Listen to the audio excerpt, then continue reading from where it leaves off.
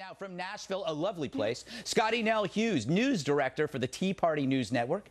And from Washington, Richard Fowler, beautiful picture behind him, a radio talk show host and former policy director for the Young Democrats of America. So, Scottie, I want to go to you first. Wouldn't a private company in which 9 out of 10 workers are non-essential sink faster than Michael Moore in a ball pit? Well, completely. And that's the thing, Greg. And if a small business is in a crunch, what they do is they literally go into survival mode. They cut off the fat and they do what it takes to exist until they're ready to grow again. Well, that's different with our economy and our government, because when they're in survival mode, all they have to do is raise taxes and they solve their problem. That's how we've gotten into the problem that we're in today. Hey, Richard, I have a theory. I have many of them are wrong, but I believe the shutdown illuminates what's not needed. It's like one of those infrared flashlights that show dirt in hotel rooms.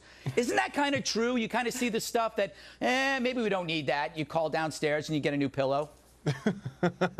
Greg, I wish it was that easy. That's just not necessarily the truth, though. I think if you talk to the World War II veterans who went to the World War II Memorial and found it to be closed because the park rangers couldn't be there, you would say that they were essential.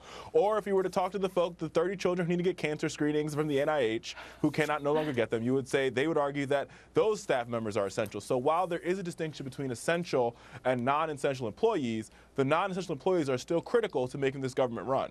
Well, Richard, you raise a good point that I dislike veterans and ill kids. But I think that raises a question, Scottie, that the administration might have been picking and choosing what to shut to create what they would call political heat. Because if you actually made piecemeal budget changes, you wouldn't have the pressure to make a decision or compromise. You're completely right. And it's funny that you mentioned spoiled brats in your talking points, because that's what Harry Reid, Nancy Pelosi, and John McCain are acting like, because they say Ted Cruz's filibuster was a PR stunt gone bad. In reality, his PR stunt was fantastic because it's actually accomplished things. And what this administration has done... How'd that accomplish Well, anything? but no, it didn't accomplish, because here's the deal. This administration has sat there and tried to punish people like they have with the World War II veterans. They tried to punish people back when we had the sequester that were getting chemo. They've tried to do things that would totally backlash and make people hate the Republicans.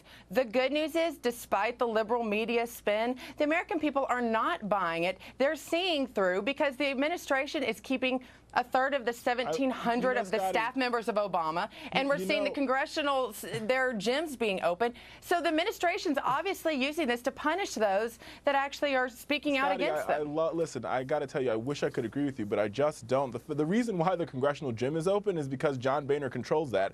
But the only people that here that are acting like fifth graders on the playground, or brats, as you would say, Greg, are those individuals who are trying to pick winners and losers here, which is the Republican caucus in the United States House of Representatives. They want to open up certain things that will allow for them to run campaign ads in the next election so that they can put out their political wins. At the end of the day, what the president is trying to do is open up the entire government. And nobody could seem to answer the question to me as to why we shouldn't open up the entire government. Well, that's what the debate's about, though. You don't need to open up the entire government. And you have to admit the priorities here are screwed up. You talk about stopping clinical trials, but keeping the gym open. It's like this is a decision being made by a blind man using a dartboard.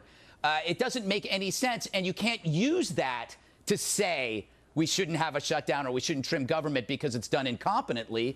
Do it competently. Exactly.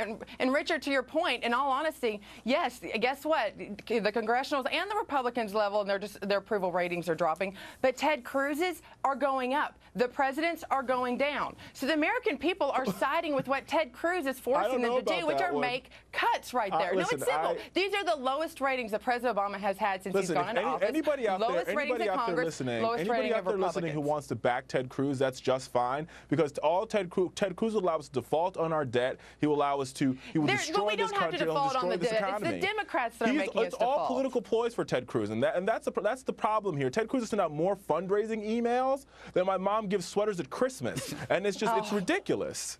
I like that line. No, but a great line. The point is, so do the Democrats.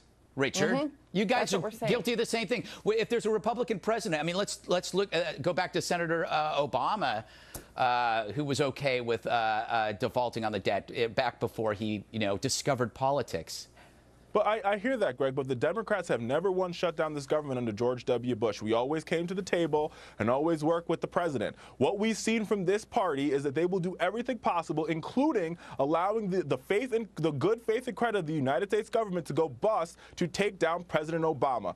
Mitch McConnell said it 4 years ago. They wanted to make him a one-term president. Now they will do everything in their power to make sure that this president fails. And it's Richard, horrible. you're wrong on that. If we default, it's because of the Democrats. We have the money in the bank. We have the interest. We have the interest to cover our debts. But let me recommend this little book that was written by a wise philosopher. When China says that they are concerned that we might default on our debt, we have a serious crisis on our hands, and these Republicans are playing Russian roulette with the United States economy. We have the money too, but you know what? You need to go read this book by this that talks about the joy of hate, and in this book, it will tell you that they go after the people that make common sense. That's why they're going after Ted Cruz. Greg's got to send me a copy. Greg, you got to send me a copy. A surprise plug. Scottie's coming back. All right. Thanks, Scottie. Richard, great job.